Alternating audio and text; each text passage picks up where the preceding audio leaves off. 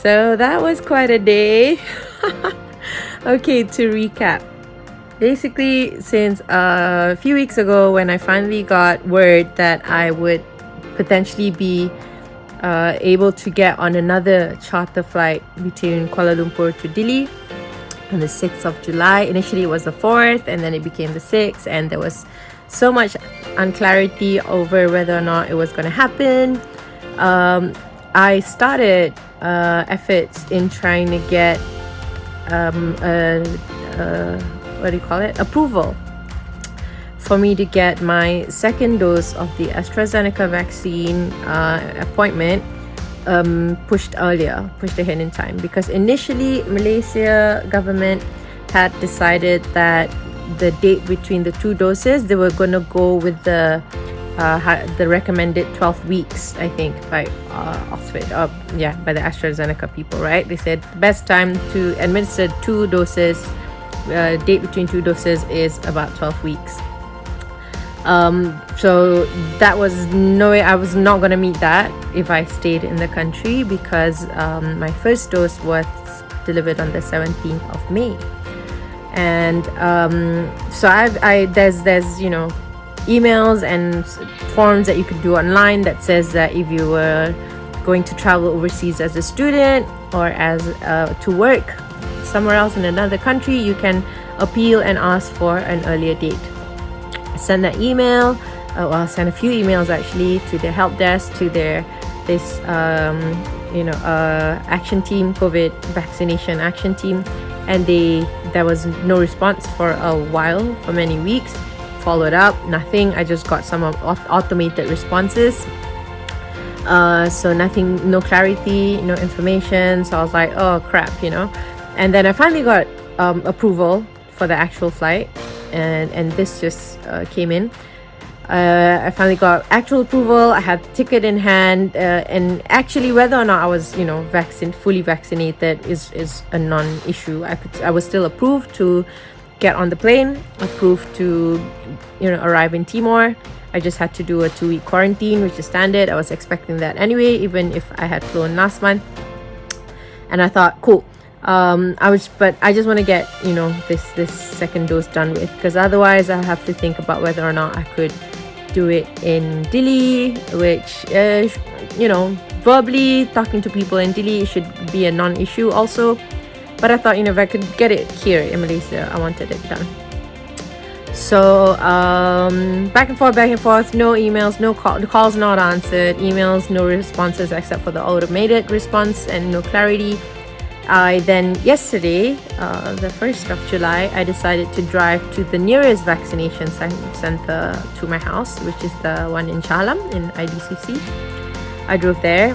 They didn't have a questioning info counter or anything like that, so I had to nicely ask one of the security staff, Rela members, if they would be kind enough to allow me inside the building, because normally if you don't have an appointment, a vaccination appointment, and you're not allowed into the building, right? So but I parked, I waited, I watched as people went in and out. I waited for a nice quiet moment so that the Rela lady was not stressed out, not overwhelmed or anything with the crowd.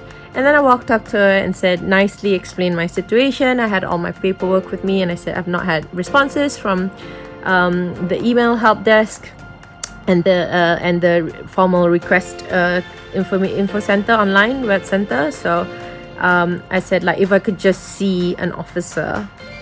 And throughout all this, it's still, there was still a lot of questions, even for other public people, whether the second dose was gonna be held off until the 12th week.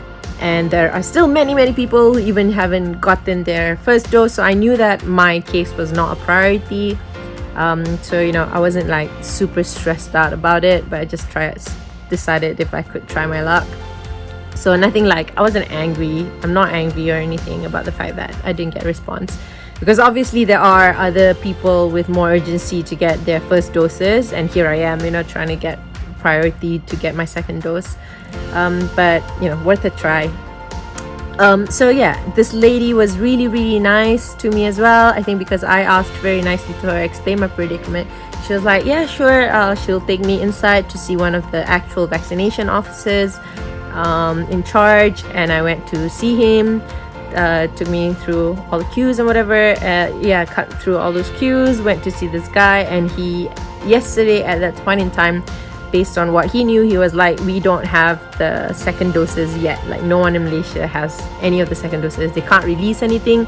So even if I had a flight tomorrow, and even if it was already 12 weeks for me, there was no way they could administer my second vaccination dose. So I thought, okay, sort of like, that's that. I got my answer. At least I tried, got my answer, and I left. And then coincidentally last night, without me knowing this was going to happen, obviously, last night the main minister KJ made an announcement about them changing the policy, the country policy, to say that they were going to do this vaccination thing in a 9-week gap instead of a 12-week gap. And as soon as they made the announcement, the policy was official. He was like, we're going to go with 9 weeks. It's decided. The council's decided. Then I think everyone who has had their first dose of AstraZeneca in Malaysia then immediately got their second date, their appointment, second dose appointment. So I checked on my application, and yes, my second date appointment was given as the 19th of July. So I was like, oh, now I have a date. Now let's see. And then there was also another announcement that another 1 million doses of AstraZeneca arrived from Japan, I think, yesterday. So I was like, cool, maybe that's the doses. That's what they needed to, run. So I was like, okay, cool. I decided then, with my dad and my brother's suggestions, I was like, I'm gonna rock up to the actual center where I got my first jab from, because I went to WTC-KL they assigned me there. I didn't ask for it, but they assigned me there for my first jab. So I thought I'll just go all the way to Kuala Lumpur before I'm like locked down. This whole bigger lockdown happens tomorrow. I should go today, drive out there whilst I still can, and ask again, whether with this change in policy with 9 weeks, and I now have my 19th of July vaccination date, can I then bring it even earlier forward to any time before the 6th of July? So it leaves 3rd, 4th and 5th really. Tomorrow, Sunday or Monday. Hey, so I'm actually at the WTC-KL PPD Vaccination Center, and I just saw the help desk. There's a help desk there, because I've been trying actually the past month or so, trying to see if I could get my second dose vaccination fast-tracked and move forward before I fly out, because I have my flight out next Tuesday. It's Friday today. So my emails weren't really answered, and so I decided to just come in person. So thankfully there's some people in there trying to help me. I gave justification that I was going to leave the country. They said there shouldn't be, my actual second vaccination date is supposed to be on the 19th of July. I'm now trying to ask if they could do it before the 6th, which is when I'm flying off. And it is less than the 9-week period that the Malaysia KKM has approved for the dosage timeline between two dosages. So right now I'm just waiting for a doctor's consent and approval to see if that's alright. So we'll see. Good luck, me. In WTC-KL there is an info help desk counter type thing just outside. You can, if you guys, any of you need to sort out issues that are not answered by help desk online or the web-based app, any of that, if you need to ask questions, you can actually go there in person, obviously at the risk of traffic and queues and all that. But if you have the patience and you want to get things sorted face to face, you can actually go there. There is an info counter. I think they're able to help. They're able to really help people who are registered or assigned vaccinations at WTC-KL at that particular distribution center. And if you have others, I don't know, potentially they could help for even if it's nationwide. But I saw a few people queuing. I had like about 20 people in front of me, but there were like 3 officers helping answer questions. It was quite smooth. got to my turn. A few of the people in front of me were actually very rude, and that's not cool, guys. It's your first time. I know, like, you're frustrated about the vaccination distribution process and, you know, management in Malaysia, but the people who are actually manning the help counters and the info centers are not the people you should be screaming at. So especially if it's your first time seeing them and meeting them, and they're actually there to try and, like, you're actually there to try and get their help. I don't think it helps where you start off your conversation by screaming and yelling at them over the pent-up frustration you've had with an application, for example. It's none of their fault. So anyway, I digress, because especially the lady who was, like, in charge of the answering the questions in my queue had just gotten yelled at by the guy in front of me. I actually asked her, like, because she looked a bit, like, stressed out, trying to handle this super angry uncle. I actually asked her, like, do you want a break? Like, I'm okay to wait if you need 2 minutes and have a sip of water or something, because that didn't sound very cool. And she looked appreciative that I had actually said that.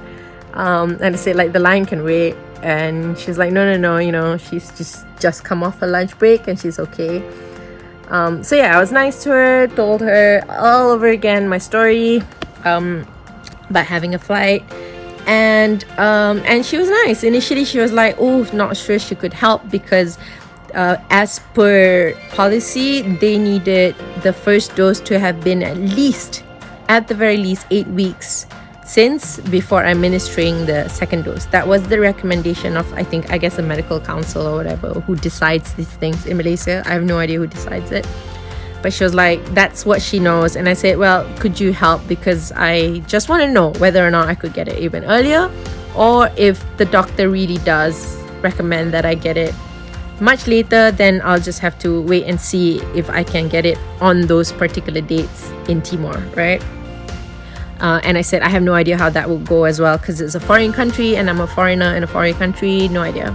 She was like, yeah, actually that's a bit risky. She'd rather, you know, it's best that everyone just gets the doses in the resident country. So she said, hang on. So she made some calls, which is very nice of her. She took all my paperwork. She appreciated the fact that I had all my paperwork sorted out. I prepared everything that they, you know, anything that they would probably question. So I had my flight ticket copy, everything, all my email trails from what I've sent before, all the dates of my initial question to the follow-up question, everything. I had that also, like, prepared. She took them all, made some calls, asked me to wait, and then about, like, 15 minutes later, came back to me after she's made all these calls and questions, came back to me and said, like, okay, if I don't mind waiting a bit more, she'll see if I can get my date forwarded, brought forward, because they said they have the doses to administer to me, but because of this 8-week minimum requirement window on their policy, they have to get higher up approval, I think from the medical council lead or something herself. This person has to sign off on the fact that they're giving me a second dose before my 8-week minimum window. So I waited. I couldn't really browse. I couldn't really record things because my phone was dying out of battery, and I had to save the remaining, like, 8% of my battery to, one, keep in touch with my brother who was waiting, and then also to be able to do all the scans and uploads. Like, she still needed me to send another email through, some of my paperwork copy, sent it to another email address, all that. So I was sitting there waiting, ended up waiting for 2 hours, and she came out. She was like, it's looking okay, she's looking good. And then she went inside and she came back out again and told me, hey, all right, give me your details and show me your application where they track all these stuff. And I thought she was going to say next is that, okay, we've changed your appointment date to Sunday or Monday, something like that, to make it at least 7 weeks, right? I thought she was going to say that, but she was like, okay, follow me inside. I was like, oh, okay, why do I have to go inside? She said, we're going to have you meet one of the consulting doctors inside as well. So they have the approval to allow me, she said at that point, they have the approval to allow me to get my second jab before the 8-week window, before my flight on the 6th of July, but they just have to have me meet another doctor face to face and sign some paperwork. So like, cool. I'm taken inside. Following the officer. We'll see. Went inside, she got me to cut, so we cut all the queues on all this. That's all these stages. Malaysians, you guys know, the ones who've gotten vaccinated at WTC or other centers, there's all these stages you have to wait your turn, wait your number, they get you to sign paperwork, do your checks and stuff, do your scans. So we bypassed all that, went straight to one of the consulting doctor tables, spoke to one of the doctors there, and he was like, oh, okay, everything good, then we've got this approval, so step inside that room and go get your jab. And so I ended up getting vaccinated then and there, today itself. So I've got my second dose now, which was a bit of a surprise because I wasn't prepared for it. Not to say that I need to be that, like crazy physically prepared or something, but I just want, like mentally I was just like, what, it's gonna happen now. So that happened without me really planning it for today. I just got my second jab, so I'm all good. I'm sorted. It's done. Wow. So that was a few hours ago. I'm now home, charging my phone and updating this so that I could probably upload it into a video in case, I don't know, whoever wants to listen to vaccination issues and conundrums. But yeah, alhamdulillah, thanks to the kindness of the frontline workers, the lady at the desk, and there was another guy who also helped a lot. They made all these calls. They did, they went out of their way to try and help me get this sorted. I'm actually very, very thankful. It is, I 100% know that it is a privilege, to be able to drive out there, meet these people myself, have the ability to talk to them and request things, and also the fact that I've got this job and a flight that takes me there, which means then that I got priority. So at the same time, I'm still feeling a bit frustrated that there are so many other people who deserve or need to have their even first dose fast-tracked, and it's not there yet. But I say hang in there. If you think you have legitimate reasons, like you're part of the high-risk group, like how they categorize things, and they're giving they're telling you how they're prioritizing vaccination. If you or your parents or some elderly you're helping care for require urgent vaccination, Malaysia is not going through a great time right now, in terms of infection rates. So if you really have justification in getting an earlier date, even for your first dose, not necessarily just your second dose, even for your first dose, for those of you who aren't vaccinated yet, make sure you have all your supporting documents, and you have get your paperwork ready if you have the ability and time to be able to go to a major vaccination center, or even start by emailing. Obviously start by doing it through the process that they want you to do it. Send in your email, explain to it very carefully. Don't be angry, don't be all like frustrated and like crazy, like, oh, I deserve this, blah blah blah. No, because that doesn't get you anywhere. That just makes the other side frustrated as well. They're doing their best. Just understand that everyone's like really, especially the ones on the ground, are just doing their best and doing what they can, and they are trying to help as many people as possible. Like, no one wants anyone to get COVID right here in Malaysia, because the numbers are just insanely crazy, and the longer this goes on for, the more tired everyone becomes, and the more bad the situation becomes. So just nicely draft your email, send it through, wait the required amount of time. They say they should take 5 to 7 days for them to get back to you.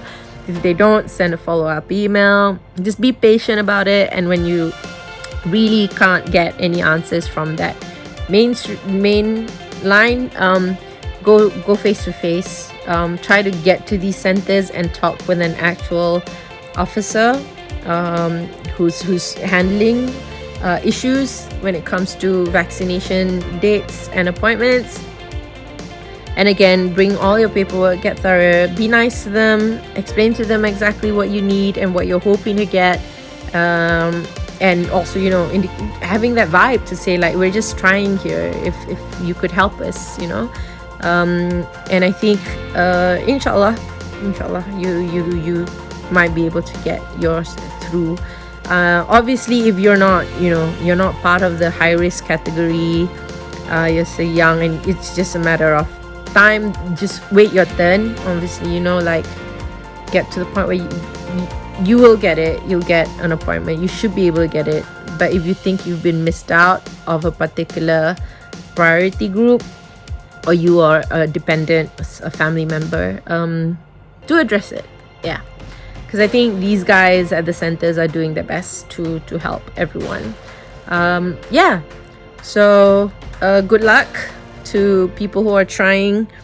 I'm now very relieved to have gotten my second dose before I travel out of the country.